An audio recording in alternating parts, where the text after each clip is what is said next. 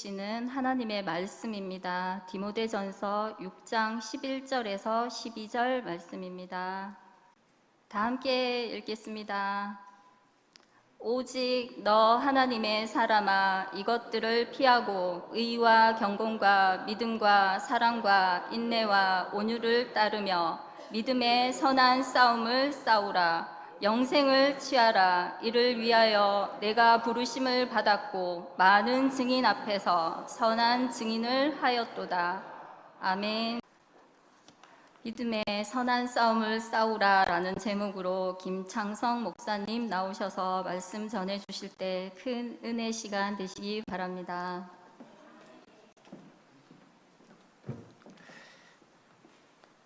자, 할렐루야. 네, 귀한 자리에 초대해 주셔서 감사합니다. 낯익은 자리지만 오늘 이제 경동 주교 연합회 우리 포항시찰 이제 우리 교사 헌신 예배로 드리고 있는데요. 이 예배가 우리 주교 연합회의 임원들이 또 많은 분들이 우리 교회 분들이어서 그렇지 지금 노회 기관에서 와서 우리와 함께 지금 예배를 드리고 계신 겁니다. 그리고 또한 아울러서 이제 6월 29일에 마지막 주에 우리 포항뿐만 아니라 우리 경동노회 이제 자체 성경학교와 또 수련회를 위한 강습회가 또 예정되어 있고요. 또 각 교회들마다 또 특별히 우리 경동노회의 거의 절반 이상이 이제 미자립 교회들인데 이 미자립 교회들의 여름 사역을 또 위해 우리가 후원하기 위해서 이 예배를 이제 함께 또 드리고 있습니다. 아울러서 이 취지를 우리가 또 같이 공감하시고 아이고 교육도 중요한데 나는 애들이 다 커버렸는 걸 하지 마시고 우리 같이 기도하는 마음으로 우리가 이 시간에 좋은 기도 제목들을 가져간다라는 마음으로 이 예배에 같이 동참해 주시기를 부탁드립니다. 그래도 이제 회장님도 우리 교회시고 우리 교회 분들이 임원이시지만 그래도 우리 다른 교회에서 또 우리 임역원분들 오셨거든요. 우리 박수로 한번 환영할까요? 네, 환영합니다. 감사합니다. 네, 함께 웃고 함께 우는 행복한 큰숙교회입니다. 우리는 포항 시민을 위해 항상 기도하고 있습니다. 깨알 같은 홍보 시간까지. 자, 우리 오늘 이제 오후 말씀에서요, 우리 믿음의 선한 싸움을 싸우라 한번 말씀을 같이 나누도록 하겠습니다. 먼저 화면 한번 같이 보도록 하겠습니다. 자, 여러분들 혹시 이 선수를 보신 적이 있습니까? 미식축구, 이제 우리나라에서는 없는 그 미식축구 있죠. 그 미식축구를 하는 그 한 선수 이름입니다. 이름은 팀 티보라고 합니다. 그런데 이 선수의 요 눈이 부시지 않게 하는 요 아이패치에 뭔가 하나 글씨가 써 있죠. 뭐라고 써 있습니까? 네, 3장 16절만 써 있어요. 그 옆에 거는 뭐라고 써 있어요? 존. 네, 요한복음 3장 16절이라고 써 있어요. 이 선수가 특이한 점이 뭐냐면 대학교 때부터 자기가 경기를 나갈 때 자기는 모든 순간 하나님께 영광을 돌린다는 그런 그 제목을 담아서 요한복음 3장 16절 이걸 항상 써서 나간 거예요. 그런데 이 선수가 이제 유망한 대학 이제 선수였고 프로리그로 진출을 하게 되었을 때 안타까운 사실은 더 이상 이런 이 아이패치에다가 이런 글씨를 새길 수 없다는 규정에 걸렸던 거예요. 그래서 이 다음부터 이 선수가 어떻게 하냐면 다음 화면을 한번 보여주시죠.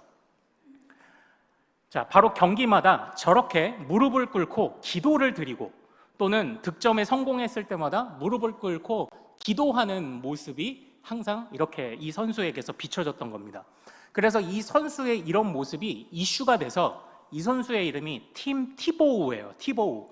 그런데 티보우라는 이름을 티보잉 해서 저 선수의 행동을 따라한다 해서 티보잉이라는 그런 행동이 유행이 되기도 했었습니다. 그래서 사람들이 어떻게 하냐면 다음 화면 한번 볼까요? 네, 바로 이렇게 따라하는 겁니다. 네, 결혼식장에서도 따라하고 학교에서도 따라하고 또 축구 팬들이 또 그 미식 축구 팬들이 팀 티보우가 기도할 때 다들 똑같이 다 이러고 있는 이제 그런 모습을 볼 수가 있었습니다. 그리고 나서 저렇게 매 순간마다 자신의 믿음을 드러내며 열심히 이제 선수로서 경기에 임하다가 이제 우리나라 야구 경기도 그렇죠. 플레이오프가 있고 뭐 축구도 말하자면 한국 시리즈 같은 게 이렇게 있지 않습니까? 예, 제가 야구 팬이다 보니까 축구는 그게 무슨 이름인지는 잘 모르겠어요. 근데 한국 시리즈 같은 게 있잖아요. 그때 피츠버그 스틸러스라는 팀하고 붙어요. 우리 포항 뭐죠? 축구팀? 포항 스틸러스 피츠버그 스틸러스라는 팀하고 붙는데 정말 놀라운 일이 벌어집니다. 우리 다음 화면 한번 볼까요? 그때 이 팀 티보우라는 선수가 패스에 성공한 거리가 316야드인 거예요. 그리고요, 그날 경기 시청률이 31.6%가 나온 거예요. 그래가지고 텔레비전에서 와, 신기하다. 참 이런 믿음에, 그래서 이 선수의 믿음에 관해서 이렇게 주목하고 결국 이제 한참 전 일입니다. 2012년도에는 영향력 있는 100명 중에 한 사람으로 선정이 되었던 겁니다. 자, 그래서요, 이러한 이야기들이 사실은 아마 한 번쯤 보셨을 법합니다. 보셨을 겁니다. 이 이야기들이 우리 한국교회 안에 한동안 유행처럼 돌았습니다. 저도 이 이야기에 처음을 듣고요, 우리도 믿음 안에서 성공을 거두고 그 영광의 자리에서 주님께 영광을 돌리자, 감사를 표현하자, 이런 이야기들로 한국교회 안에 수많은 메시지가, 이 사람에 관한 메시지가 가득 찼던 적이 있었습니다. 그런데 이제 저는 조금 호기심이 많은 사람이잖아요. 그래서 집에 가서 이 사람을 찾아보기 시작했습니다. 그랬는데 반전이 있었어요. 뭐냐면 이 사람이 그렇게 한국 시리즈 같은 곳에 그 플레이오프에 우승도 하고 수많은 명성과 또한 그 순간에 자신의 믿음을 드러내는 행동으로 티보잉이라는 열풍이 일어날 만큼 그렇게 이슈를 몰고 왔던 사람인데 그 다음 해에 팀에서 트레이드돼서 방출됩니다.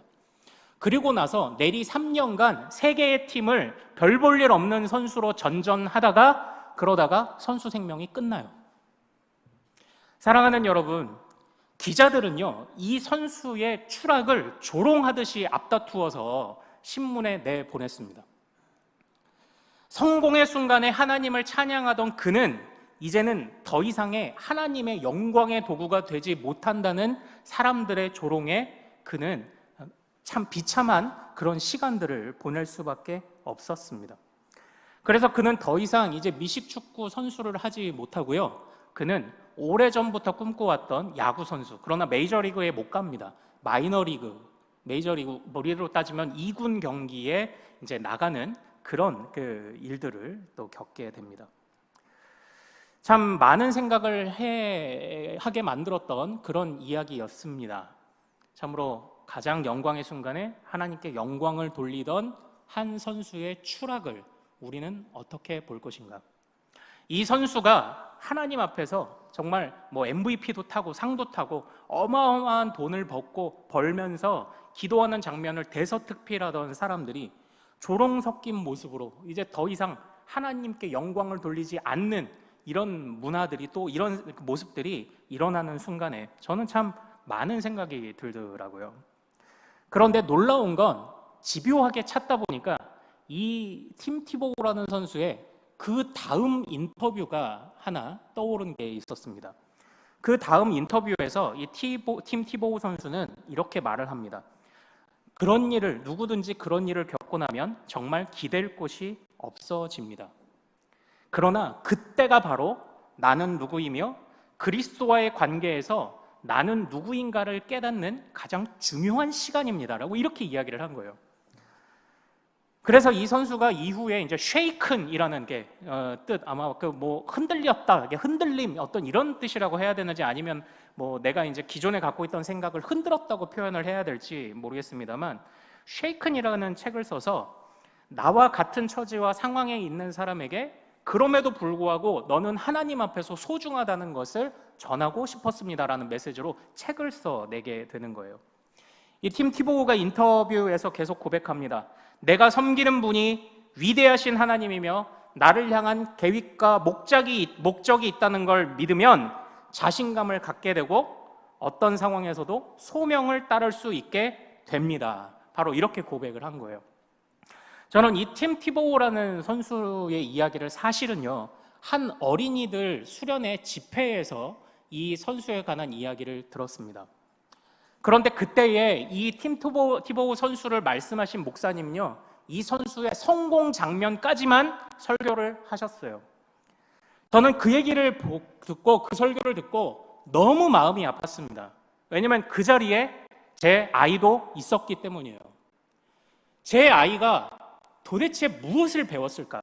하나님은 이렇게 성공하는 순간에만 영광을 받으신다고 혹시 배우는 것은 아닐까? 제 안에 굉장히 심각한 고민이 있었던 거예요. 그래서 제가 집에 돌아와서 이 사람을 더 찾아보지 않을 수 없었어요. 여러분 생각해 보십시오.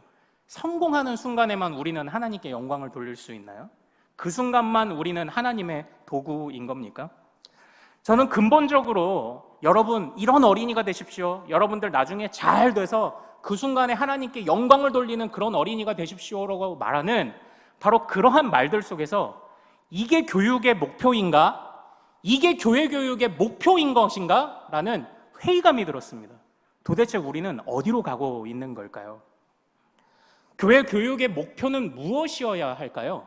전자입니까? 후자입니까? 사실은 후자에 더 가까워야 하지 않습니까?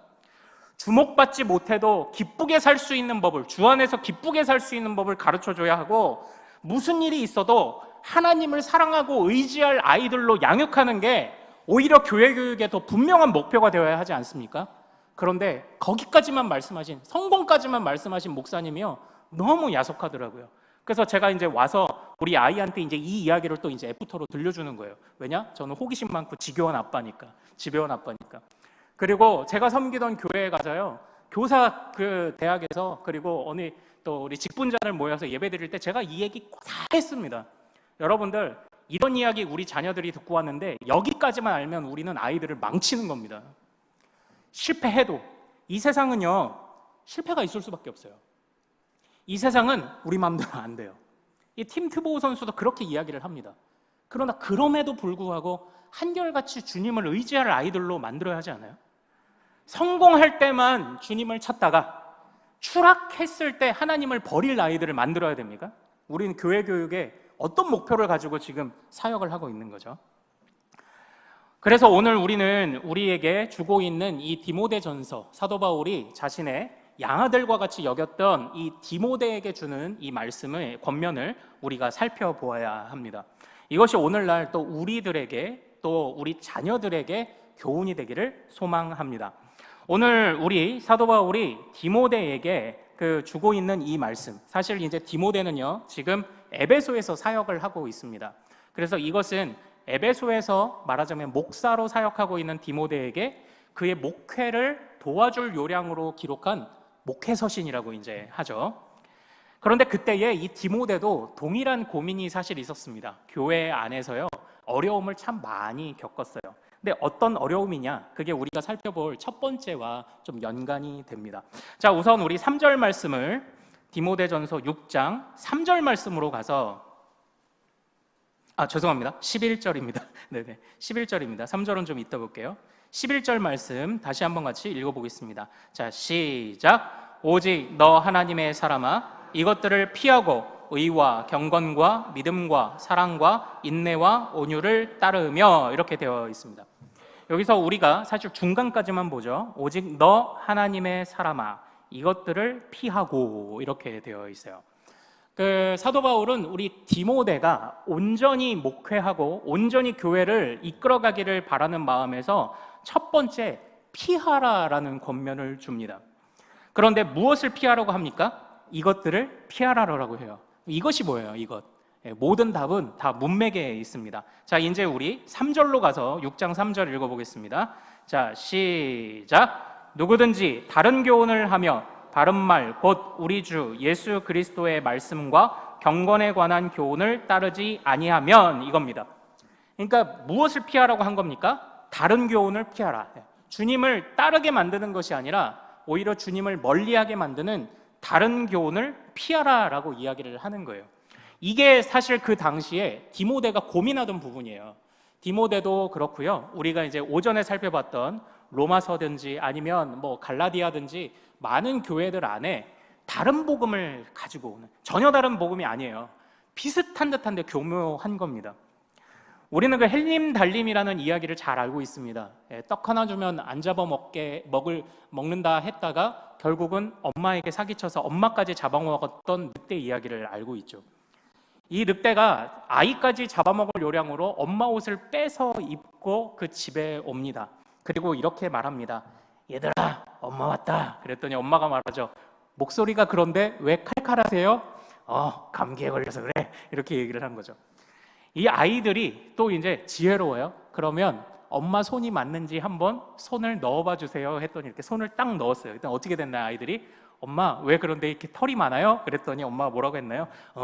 추워서 털옷을 입었단다, 이렇게 얘기를 하죠. 자, 그런데 우리는 이 이야기의 마지막을 알고 있지 않습니까? 아무리 엄마 옷을 입고 와서 엄마인 척 변장을 하였지만 이 분별력 있는 아이들은 이 늑대가 엄마가 아니라는 것을 결국 알아채게 되죠. 그리고 나서 이 늑대를 피해서 도망을 치지 않겠습니까? 이 사도 바울이 그 권면을 하던 이 디모데가 목회하던 현장 안에서도요, 교묘하게 예수의 옷을 입고 교묘하게 기독교의 옷을 입고 들어오는 수많은 다른 복음과 그 이단들이 굉장히 많이 있었습니다. 근데 오늘날은 안 그럴까요? 물론 우리는 오늘날 누가 이단이고 아니고 누가 잘못되고 아니고를 많이 압니다. 자, 참고로 요즘 들어서 다시 우리 그 성도님들이든지 교회 차에 그 자꾸 이렇게 누가 손편지를 껴놓을 거예요. 그 신천지입니다. 그 읽어보지 마시고 그냥 버리십시오. 예. 오늘도 또 꼽아놨더라고요. 카페에다가 밀어놓고 가고 이제 자꾸 그러는데, 오늘날에는 이렇게 눈에 띄는 것뿐만 아니라 이미 교회 안에도 바로 이 팀 티보오 선수와 같이 너희들 세상에서 성공해, 그리고 그 자리에서 하나님께 영광 돌려라고 말하는, 이것도 다른 복음 아닙니까? 성경이 그렇게 가르치나요? 성경은 성공으로 하나님께 영광 돌려라를 그렇게 가르치지 않죠. 어떤 상황에서도 하나님께 영광 돌리라고 그렇게 가르치는 건 아닙니까? 우리 안에 이단이든 뭐든 누가 봐도 이상한 거는요, 우리가 구분하기가 쉬워요. 그러나 교묘하게 들어오는 것은 참 구분하기가 쉽지 않습니다. 그래서 사도 바울은요, 이런 것을 단호하게 말합니다. 피하라라고 말합니다. 누가 그러더라고요. 누가 이제 호신술을 하는 사람에게 물어봅니다. 칼 들고 덤비는 사람들은 어떻게 제압합니까? 그랬더니 그 사람이 튼튼한 두 다리로 제압합니다, 이렇게 얘기를 한 거예요. 그래서 무슨 뜻인가 했어요. 발차기를 하라는 건가? 아니요, 뒤돌아서서 빨리 도망치라는 거예요. 예. 어차피 이기기가 쉽지 않으니, 칼 들고 덤비는 사람은, 죽자고 덤비는 사람은 이기기가 쉽지 않으니 그냥 도망치라는 겁니다. 사랑하는 여러분, 우리 자녀들에게요, 이 피할 수 있는 길을 가르치는 것, 다시 말하면 우선은 분별력을 가르치는 것만으로도 이게 우리 아이들의 신앙을 지키는 참 중요한 행동이 돼요. 분별력 있고 사리 분별, 사리 판단을 할 수 있도록, 무엇보다 진리의 판단을 할 수 있도록 정확하게 교훈할 수 있고 가르칠 수 있는, 또 그런 우리가 된다면 우리 아이들이 정말 이 교묘한 다른 복음 안에서 자신들을 지켜낼 수 있을 줄로 믿습니다. 다른 교훈을 피할 수 있도록 분별력 있는 가르침을 제공하는 그런 교회 교육을 하는 우리 교회, 그리고 우리 경동노회 산하 모든 교회들이 되기를 소망합니다. 자, 우리 사도 바울이 또한 우리에게 주는 두 번째 권면은요, 바로 우리 12절입니다. 자, 우리 12절 말씀 같이 한번 읽어보겠습니다. 자, 시작. 믿음의 선한 싸움을 싸우라. 영생을 취하라. 이를 위하여 내가 부르짖음을 받았고 내 아는 증인 앞에서 선한 증언을 하였도다. 아멘. 이렇게 되어 있습니다. 여기서 두 번째, 사도 바울은 우리에게 무슨 권면을 주고 있습니까? 싸우라는 권면을 주고 있습니다. 그런데 싸우는 방법이 좀 독특합니다. 싸우는 방법이 바로요, 사실상 11절 전체가 다 싸우는 방법인데요, 우리 11절 이제 피하라는 봤으니까 중간부터 한번 보죠. 의와 경건과 믿음과 사랑과 인내와 온유를 따름으로. 이게 무엇을 의미합니까? 의, 경건, 믿음, 사랑, 인내, 온유. 결국 거룩한 삶이죠. 거룩한 삶으로 싸우라는 겁니다. 다시 말하면 사실 이 말씀은 의, 경건, 믿음, 사랑, 인내, 온유를 너희의 무기로 갖고 거룩함으로 너희가 싸우라라는 이 말씀은요, 사실 우리가 6장 6절 말씀, 6절 말씀에서 그 의미의 힌트를 얻을 수 있습니다. 자, 우리 같이 한번 6절 말씀 읽어보도록 하겠습니다. 자, 시작. 그러나 자족하는 마음이 있으면 경건은 큰 이익이 되느니라. 아멘. 여기에요. 자, 이 말씀을 잘 한번 보십시오. 그 5절에서 사도 바울은 뭐라고 권면하냐면, 경건을 이익의 도구로 사용하는 자들을 주의해라. 그리고 너희는 오직 경건의 자족함을 배워라. 자족함을 배워라 라고 이렇게 이야기를 하는 겁니다. 사랑하는 여러분, 의, 경건, 믿음, 사랑, 인내, 온유, 모든 것을 아우르는 거룩한 삶이란 무엇입니까? 많은 것으로 정의할 수 있지만 사도 바울이 의미하는 바는요, 자족이에요. 다시 말하면 예수로 충분하다는 것입니다. 그러니까 우리가 이 성경 말씀조차도 아니면 교회 안에 물려받는 신앙조차도 이익의 도구로 삼으려고 하는 수많은 도전들이 있을 것인데, 그러나 그 모든 것을 끊어내고 나는 주님으로 만족합니다를 고백할 수 있는가? 그것으로 우리는 싸우는 거예요. 우리의 싸움은 다른 싸움이 있지 않아요. 너 이것도 있어야 되고 이것도 있어야 돼 라고 말하는 세상 속에서, 아니, 우리는 예수로 충분해를 말하는 것으로 싸우는 사람들이 우리 믿는 믿음의 사람들이라는 것을 절대 잊지 않으시기를 소망합니다. 그게 자족하는 삶 아닙니까? 예수로 충분함을 말하는 게 거룩한 삶 아니에요? 바로 그것이 우리가 싸움을 싸우는 방법 아닙니까? 참으로 우리는요, 때로 이 예수로 충분하다는 삶을 말하기는 좋아하지만 실상 우리가 삶에서 그렇게 살아내지 못할 때가 많아요. 제가 어떨 때 그럴 때를 보냐면요, 우리가 이제 하나님 앞에 무언가 이게 여러 가지 선택의 순간에 기도하고 뜻도 얻으려고 하고, 주님께 물으십시오. 주님께 물어야 되는 게 그게 자체가 나쁘다고 말하는 것은 아니에요. 그런데 제가 요즘 사도행전을 이제 우리가 새벽에 묵상하잖아요. 사도행전을 보다가 기막힌 지혜 한 가지를 보게 됩니다. 그게 뭐냐면, 우리 화면을 한번 같이 보도록 하겠습니다. 자, 우리 22절 말씀, 사도행전 20장 22절 말씀 같이 한번 읽어보겠습니다. 시작. 보라, 이제 나는 성령에 매여 예루살렘으로 가는데 거기서 무슨 일을 당할는지 알지 못하노라. 오직 성령이 각 성에서 내게 증언하여 결박과 환난이 나를 기다린다 하시나. 아멘. 이 화면 잘 보세요. 성령님이 인도하십니다. 우리는 대부분 하나님의 뜻을 구할 때 실패하고 싶지 않아서 하나님의 뜻을 구하는 경우가 많습니다. 우리는 어느 길로 가면 내가 덜 고생할까? 어느 길로 가면 내가 덜 힘들까를 염두하고 우리는 하나님 앞에 기도하며 길을 묻는 경우가 많아요. 근데 잘 보십시오. 사도 바울은 성령에 매여 있는데 지금 거기서 환난과 결박이 기다리고 있어요. 성령이 인도해도 환난과 결박이 있을 수 있습니다. 그리고 성령이 인도해도 무슨 일이 일어날지 불확실성에 우리가 처할 수 있어요. 대부분 우리는 기도할 때 무엇이라 얘기하냐? 확실한 것을 얻기 위해서 우리는 길을 묻습니다. 그러나 어떤 면에서 그거는요, 세상의 방법이죠. 어떻게 하면 덜 고생할까? 종로로 갈까요? 영등포로 갈까요? 동쪽으로 갑니까? 서쪽으로 갑니까? 어디를 가야 귀인을 만납니까? 이거 이 미신을 따르는 자들이 하는 그런 것들 아닙니까? 그것만을 우리가 추구한다면 기도하십시오 하지 말라는 게 아니라 우리가 균형 잡히게 잘 기도하자는 겁니다. 그러나 그것만을 놓고 하면 우리 기독교 신앙이 우리가 무슨 차이가 있겠어요? 세상 사람들이 바라는 거랑 똑같이 덜 고생하고 싶고 우리가 덜 환난을 겪고 싶고, 그러나 성령이 분명히 인도하셔도 환난이 있어요. 성령이 분명히 인도하셔도 그 안에 불확실성과 어려움이 있을 수 있습니다. 그러나 22절 이후에 24절에서 사도 바울이 하는 고백을 우리 다음 화면으로 같이 한번 읽어봅시다. 자, 시작. 내가 달려갈 길과 주 예수께 받은 사명 곧 하나님의 은혜의 복음을 증언하는 일을 마치려 하면은 나의 생명조차 조금 더 귀한 것으로 여기지 아니하노라. 아멘. 사도 바울에게 있어서는 앞으로 내가 어떤 일을 겪을지, 환난일지 아닐지, 어떤 일에 불확실성이 나를 감쌀지 아닐지, 그게 중요한 게 아닙니다.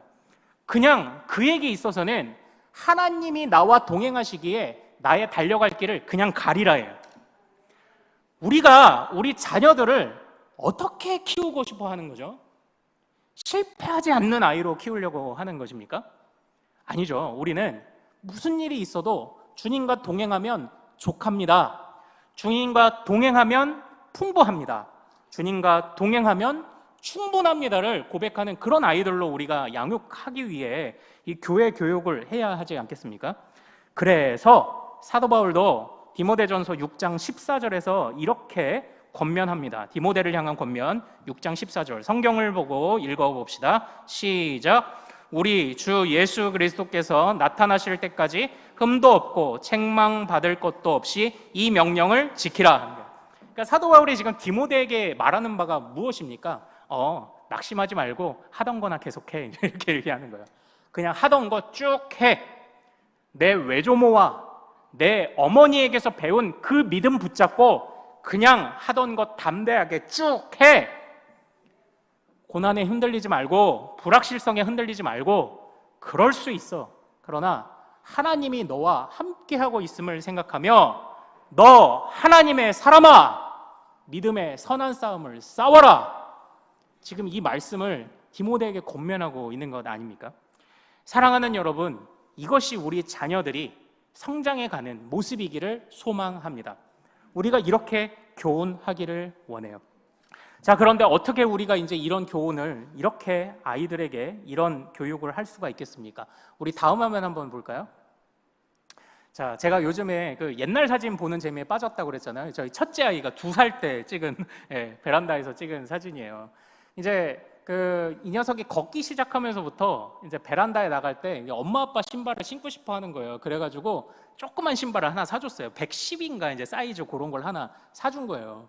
그런데 이 아이에게 독특한 버릇이 하나 생겼어요. 뭐냐면 베란다에서 신발을 벗고 나올 때 이 신발을 베란다 거기 그 문턱에다가 이렇게 기대놓고 나오는 거예요. 비스듬하게 기대놓고 나오는 거예요.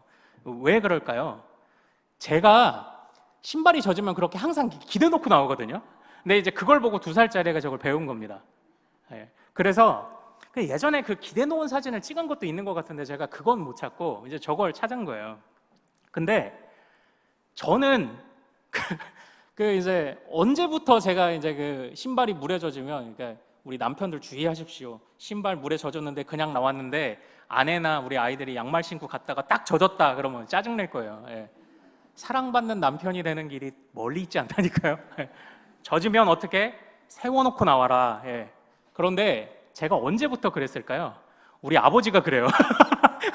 우리 아버지가 그래요. 어렸을 때부터 야, 젖은 신발은 세워놓고 나와야지. 그래서 항상 세워놓고 나오다 보니까 지금까지 젖은 신발을 세워놓고 나와요. 근데 저희 애들이 그래요. 젖은 신발을 세워놓고 나와요.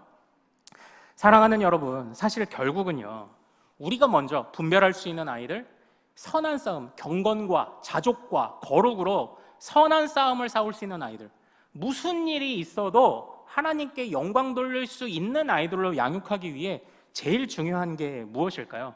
결국은 그 질문이 우리 자신에게 와야 돼요.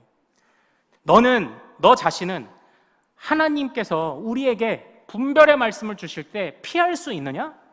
너는 지금 선한 싸움을 싸울 수 있느냐? 지금 우리에게 이걸 물어야 돼요. 사실 이 디모데전서를 잘 보시면 디모데전서 3장에 감독과 집사의 자격을 언급하는 부분들이 등장합니다. 그때 한 가정을 아름답게 이끌고 많은 이야기가 있는데 중요한 핵심 중에 하나가 가르칠 수 있느냐예요. 직분자를 세울 때. 물론 상황적으로 볼 때 아직 신약 성경이 다 기록되지 않은 상태입니다. 그래서 정말 신실하게 예수님이 가르쳐 주신 대로 말씀을 가르치는 자의 역할이 더 중요했던 것은 사실이에요. 그러나 성경이 오늘날 완료된 이후에도요, 이 성경을 자꾸 이상하게 해석하는 사람들이 너무 많아서 오늘날도 동일하게 우리는요, 이 가르치는 사역과 가르치는 자의 중요성을 강조해도 부족함이 없을 줄로 압니다. 그러므로 그 질문을 우리에게 스스로 항상 먼저 던져야 합니다. 우리가 이제 대부분 여기서 아마 이제 직분 받으셨을 것이고요. 그럴 때 대부분 그러실 텐데 우리가 직분 받을 때 서약하잖아요. 웨스트민스터 신도 개요와 대소요리 문답과 신앙 고백서와 예배 모범을 따르겠느뇨? 아멘. 다 하나님과 공동의회 성도들 앞에서 서약하셨죠. 근데 나중 보십시오. 그 웨스트민스터에서 이렇게 가르칩니다 하고 가르쳐도 가끔은 안 들으신다니까요. 우리가 서약했다는 것을 절대 잊지 마십시오. 바른 성경을 내가 이해하고 묵상하기 위해 내가 지금 하나님 앞에 우리 종교개혁가들의 믿음을, 우리 초대교회의 믿음을 따라가기로 결단했다는 것을 절대 잊지 마십시오, 여러분들. 내가 먼저 분별할 수 있는가를 물어야 돼요. 그리고 부름받아 나선이 몸 아골골짝 빈들에도 우리가 이것을 교역자들에게만 요구할 게 아니죠. 오늘날 사실 심각합니다. 우리 교회도 지금 목사님 한 분 구하지 못해가지고 지방으로 내려오지 않는 사역자들, 그러나 손가락질 할 거 없어요. 우리도 다 똑같습니다. 제가 무엇라 말씀드렸습니까? 저의 묘비에는 무엇라 새기고 싶다고 말씀드렸죠? 바로 목사로 살았던 성도 김창성 여기 잠들다 아닙니까? 우리는 모두가 다 성도입니다. 주님 앞에 직분은 없죠. 그냥 이 세상에서 맡겨진 역할을 감당하기 위해 잠시 입은 옷에 불과하죠. 그러나 우리가 평생 벗지 못할 옷이 무엇인가요? 성도예요. 아골골짝 빈들에도 부름받아 나선이 몸은 우리가 임시로 옷 입은 사람들만 가는 건가요? 아니요. 모든 성도라면 다 가야 되는 겁니다. 그러므로 사랑하는 여러분, 우리가 먼저 피할 수 있는 분별력을 가지길, 우리가 경건으로 싸울 수 있는 사람이 되기를, 그 질문을 매일 우리 자신에게 던지는 그런 믿음의 사람들 되기를 소망합니다. 사실 이 믿음의 선한 싸움은요, 저는 교회 안에서 더 많을 거라고 생각을 합니다. 어떤 물리적인 싸움을 말하는 게 아니에요. 왜냐? 교회 안에서 항상 두 마음이 충돌하거든요. 항상 두 마음이 충돌합니다. 우리는 일주일 동안 세상에서 살면서 그 가치를 가지고 교회 안에 들어와서 교회 안에서도 그 세상의 가치를 자꾸 쏟아내고 싶은 욕망이 있는데, 자꾸 말씀을 들을 때마다, 예배를 드릴 때마다, 찬양을 하고 기도할 때마다 자꾸 주님이 우리를 누르시잖아요. 아니야, 그거 아니야. 아니야. 다른 복음 말하지 말라고 자꾸 우리를 누르시잖아요. 그러니까 교회 안에서 우리의 마음이 더 힘든 거예요. 근데 힘들어야 정상입니다. 그리고 나중에는요, 진리가 우리를 자유케 하게 되는 바로 그런 믿음의 단계까지 성숙하게 되는 때가 분명히 있을 줄로 믿습니다. 그러니까 지금은 우리가요, 이 부딪힘의 그 마음이 우리 안에 가득하지만 양자택일을 해야 될 것만 같은, 이거 아니면은 내가 살 수 없을 것 같은 마음이 충돌하지만, 이게 닭장 속에 그 좁은 곳에 갇혀있는 닭이 그래서 서로 물고 뜯고 쪼고 싸우는 겁니다. 그러나 넓은 곳에 풀어 키우는 닭은 별로 싸우지 않습니다. 마찬가지로 참으로 우리가 세상의 삶이냐, 우리가 여태까지 알았던 그 믿음의 삶이냐, 그 속에서 충돌하다가 믿음의 삶으로, 가족의 삶으로 충분함을 깨닫는 순간 진리가 우리 안에 들어오고 우리 안에 새로운 세상의 문을 열어주실 때 진리가 우리를 자유케 되는 역사가 나타나는 줄로 믿으시길 소망합니다. 그때가 우리가 자녀들을 가르칠 수 있게 되는 때가 되는 거예요. 근데 또 이렇게 말씀드렸다고 해서 나는 아직 그 문을 열지 못했으니 교사를 내려놓으리라 이렇게 하시면 칠판에 이름 적습니다. 진짜 아닙니다.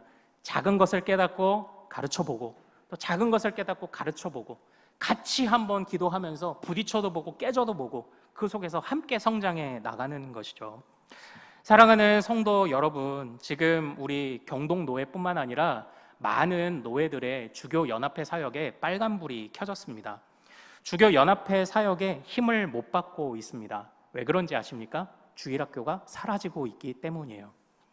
우리 주교연합회 사역이 이제 노회 안에서 각 교회들이 내는 분담금과 지원금으로 여러 가지 강습회와 부흥회 등등등, 또 이제 찬양대회, 성경고사대회를 진행을 하는데, 그런데 주일학교가 점점 사라지니까 요즘 노회 안에서 아니 우리는 주일학교도 없는데 분담금 내야 되나요? 이제 이런 교회들이 나타나고 있어요. 그러니까 어떻게 보면 이 교회 학교를 살리겠다고 뛰어드는 일, 지금까지 어쨌든 뭐 더 나은 방법도 고민해야 되겠고요. 왜 주교연합회는 하던 것만 하냐? 일단 하던 거라도 해야지 어떡합니까? 그런데 안타까운 사실은 점점 주교연합회나 이런 교회 교육을 세워가는 일을 우리의 일이 아니라 너희의 일로 생각하게 되는 교회들이 많아진다는 게 지금 문제입니다. 우리나라의 출산율이 지금 채 1명이 안 된다고 얘기하죠. 근데 우리는 보통 착각을 합니다. 출산율이 1명이 안 된다. 뭐 0.88명인가 68명인가 그렇죠. 그걸 어떻게 생각하냐면 어떤 집은 낳기도 하고 안 낳기도 하나 보다 이 정도 생각하잖아요. 아니에요.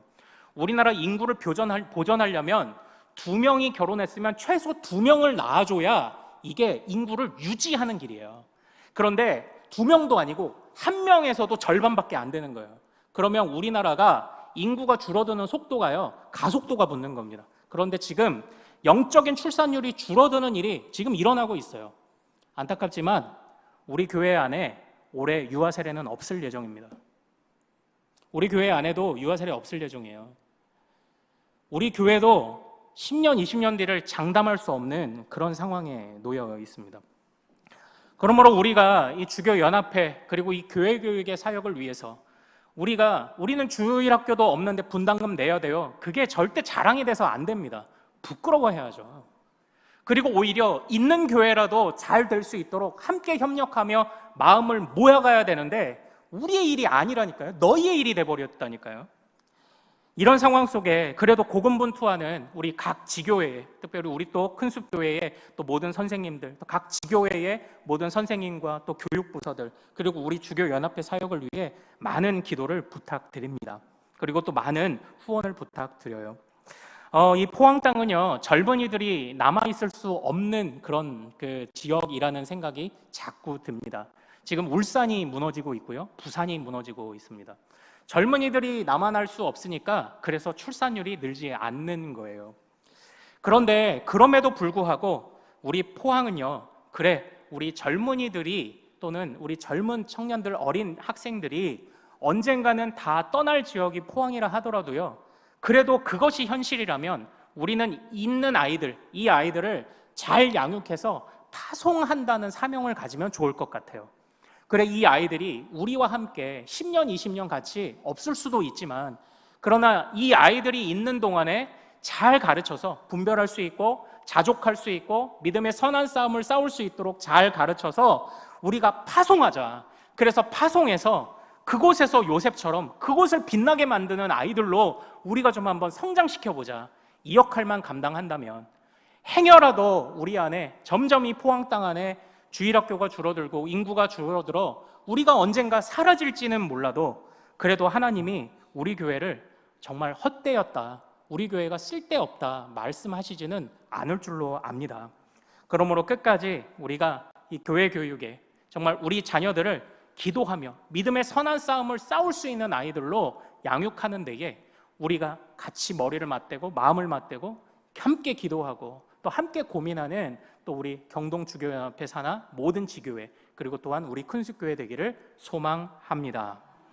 우리 오늘 말씀 붙잡고 우리 좀 찬양하며 기도하기를 원하는데요, 세상 흔들리고 사람들은 변하여도 나는 주를 섬기리. 바로 이런 아이들을 또한 양육할 수 있는 이런 부모들 우리가 될 수 있도록 같이 결단하며 이 찬양 고백하고 기도로 나아가기를 소망합니다. 세상 흔들리고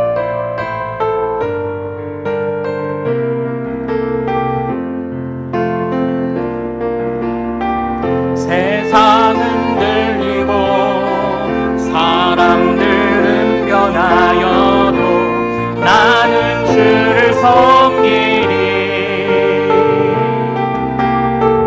주님의 사랑을 영원히 변하지 않네. 나는 주를 다시 한번 고백합니다. 세상 흔들리고 세상은 흔들리고 사람들은 변하여도 나는 주를 섬기리. 주님의 사랑은 영원히 변하지 않네. 나는 주를 신뢰해. 오직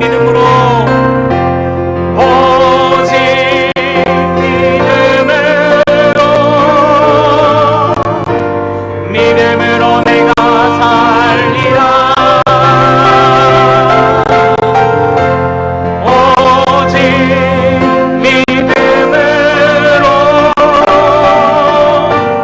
믿음으로 내가 살리라. 믿음 흔들리고 믿음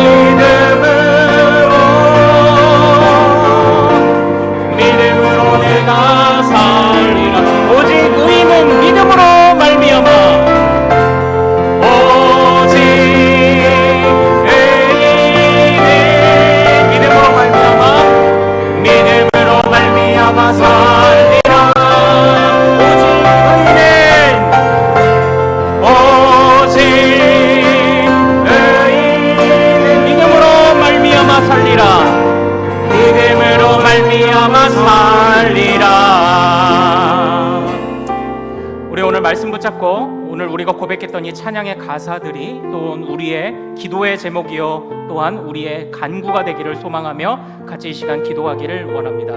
하나님, 우리의 자녀들 하나님 분별하며 다른 복음을 피할 수 있는 우리 자녀들로 성장시켜 주시옵소서.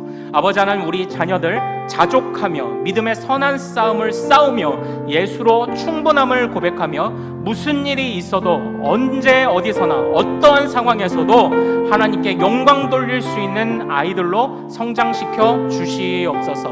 아버지 하나님, 그리고 그런 아이들로 양육하기에 충분한 자질을 갖춘 우리 부모들이 되도록 도와주시옵소서. 우리 경동노예 주교연합회 산하 모든 지교회들과 하나님 교회 학교가 정말 사라진 교회에 있다면 다시 우리 자녀들을 보내어 주시고 우리가 믿음의 대를, 믿음의 유산을 잘 물려주는 또 우리 교회들 되도록 인도하여 주옵소서. 또한 우리 주교연합회 모든 임력원들, 또 앞으로 우리가 앞두고 있는 또 강습회와 또 많은 여름 사역들, 그리고 성경고사 찬양대회까지 모든 사업들을 위해서도 같이 기도해 주시기를 부탁드립니다.